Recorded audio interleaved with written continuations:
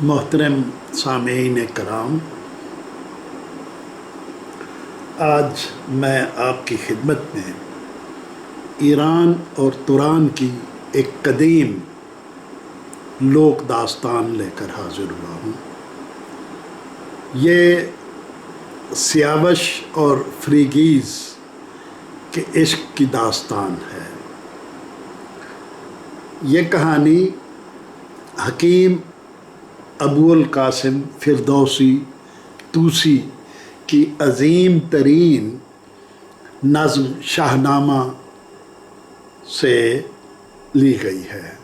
یہ نظم 977 عیسوی سے 1010 عیسوی تک 33 سال میں مرتب کی گئی تھی۔ یعنی یہ نظم تقریباً 1200 سال پرانی نظم ہے۔ اس نظم میں سے یہ کہانی منتخب کی گئی ہے جو کہ فریگیز اور سیاوش کے عشق کی داستان ہمیں سناتی ہے۔ عشق و محبت کی یہ داستان ایران، ترکی، سینٹرل ایشیا کے تمام ممالک میں بہت پسند کی جاتی ہے اور عالمی ادب میں ایک اہم مقام رکھتی ہے۔ یہ ایران اور توران میں مخاصمت کی ایک ہلکی سی جھلک بھی پیش کرتی ہے۔ کسی زمانے میں توران ایران کا ایک صوبہ تھا جو بعد میں علیحدہ ہو کر ایران کے لیے درد سر بن گیا۔ توران میں تب وہ علاقے شامل تھے جو آج Turkmenistan, Uzbekistan, Tajikistan, Kazakhstan, Kyrgyzstan, Afghanistan اور پاکستان کے شمالی علاقہ جات یعنی کافرستان، گلگت، چترال وغیرہ میں شامل ہیں۔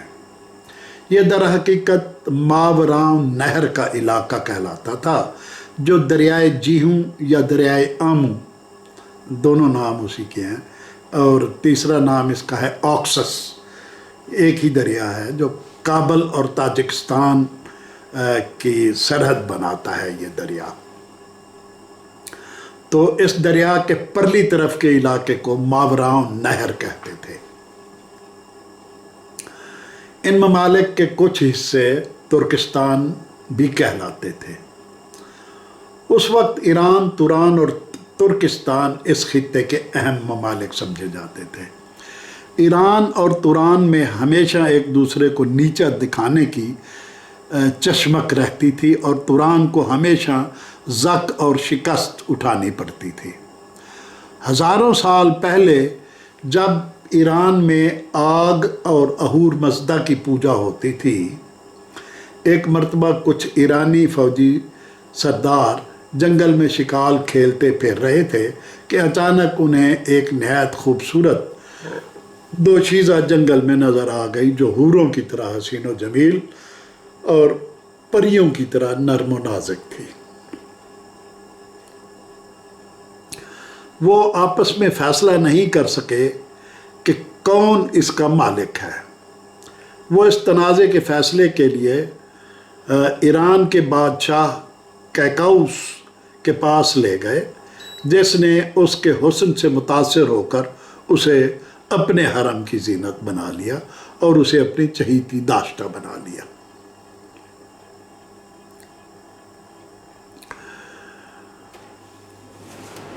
ان دونوں کے ملن سے اس کہانی کا ہیرو سیاوش پیدا ہوا، لیکن چونکہ سیاوش کی ماں کسی اونچے یا مہذب شاہی خاندان کی خاتون نہیں تھی، کیکاؤس نے اپنے بیٹے سیاوش کو تعلیم و تربیت کے لیے رستم کے پاس زابلستان بھجوا دیا۔ رستم نے سیاوش کو ہخامنشی بادشاہوں کی طرح تمام حربی فنون مثلاً گھڑ سواری، تلوار بازی، نیزہ بازی، تیر اندازی، پہلوانی، شکار بازی، اخلاق و شائستگی، بہادری اور جرأت، ہمیشہ سچ بولنے اور سچائی کا ساتھ دینے کی ہمت، جنگ میں بھی اصول اور ضابطوں کی پاسداری اور جنگی حکمت عملی کے تمام اسباق سکھائے۔ رستم نے سیاوش کو کئی سال کی تربیت کے بعد سیاوش نے رستم سے اجازت چاہی کہ اب وہ اپنے باپ کے پاس دربار واپس چلا جائے تاکہ ملک و ملت کی خدمت کر سکے۔ شروع میں سیاوش کے دربار میں خوب آؤ بھگت ہوئی، اسے ہاتھوں ہاتھ لیا گیا۔ مرد حضرات اس کی حربی تربیت اور خواتین اس کے حسن و سیرت سے بہت متاثر ہوتے ہیں۔ بادشاہ نے اسے صوبہ سٹیسی فون یا ٹیسی فون کہہ لیجئے، پارتھیوں کا قدیم دارالحکومت تھا جو موجودہ بغداد کے پاس تھا، تو ایران کے بادشاہ نے اسے سٹیسی فون کا حاکم بنا دیا، لیکن اس کی بدقسمتی سے اس کے باپ کی نئی بیوی سودابا اس کے حسن و جمال پر فریفتہ ہو گئی، یعنی اپنے بیٹے کے حسن و جمال پر، اور اس پر ڈورے ڈالنے لگی جیسے زلیخا نے یوسف علیہ السلام پر ڈالے تھے۔ سودابا نے سیاوش کو اپنے دام میں پھنسانے اور اسے بدفعلی پر آمادہ کرنے کے لیے ہر حربہ آزمایا اور ہر وقت اس کے پیچھے پڑی رہتی کہ وہ کسی طرح اس کی خوابگاہ میں آئے۔ اس کا منصوبہ تھا کہ اگر اس کے کمرے میں آ کر سیاوش آسانی کے ساتھ اس کی جوانی اور حسن کے جال میں پھنس گیا تو خیر، ورنہ وہ شور مچا کر سب کو بتائے گی کہ سیاوش اس کی عزت لوٹنے کے لیے اس پر دست درازی کر رہا تھا، جس میں اس کے کپڑے تار تار ہو گئے۔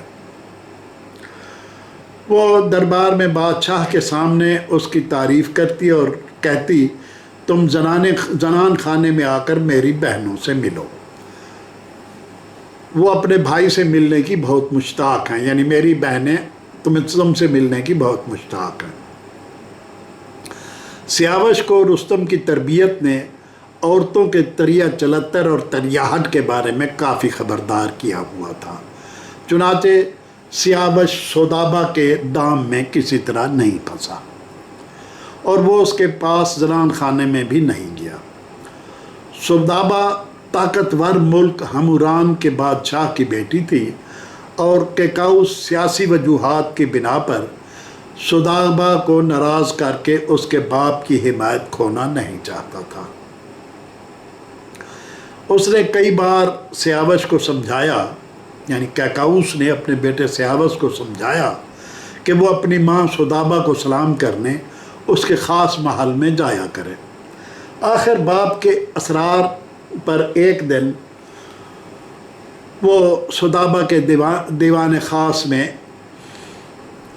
اس نے جانے کا پروگرام بنا لیا اور سودابا کو اپنے ارادے سے مطلع بھی کر دیا کہ میں فلاں دن آپ کے پاس آؤں گا۔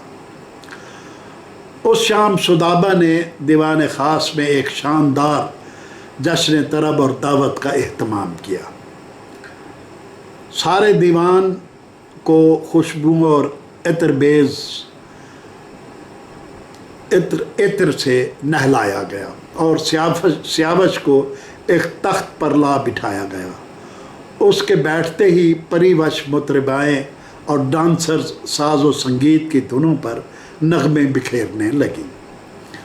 نیم برہنہ کپڑوں میں کنیزوں نے شراب کے جام لنڈھائے اور بھر بھر کے سودابا اور سیاوش کے سامنے رکھنے شروع کر دیا۔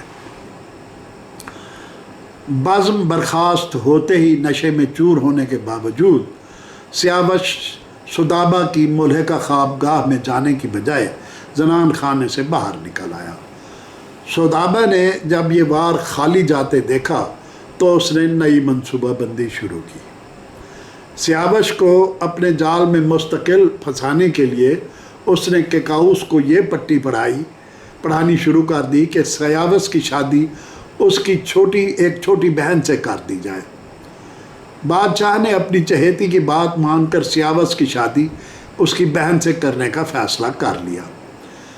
پھر جو ہی ایک دن سیاوش تخلیے میں باپ سے ملا، بادشاہ نے اسے حکم دیا کہ وہ سودابا کی بہنوں میں سے ایک کو چن لے تاکہ اس کی فوراً شادی کی جا سکے۔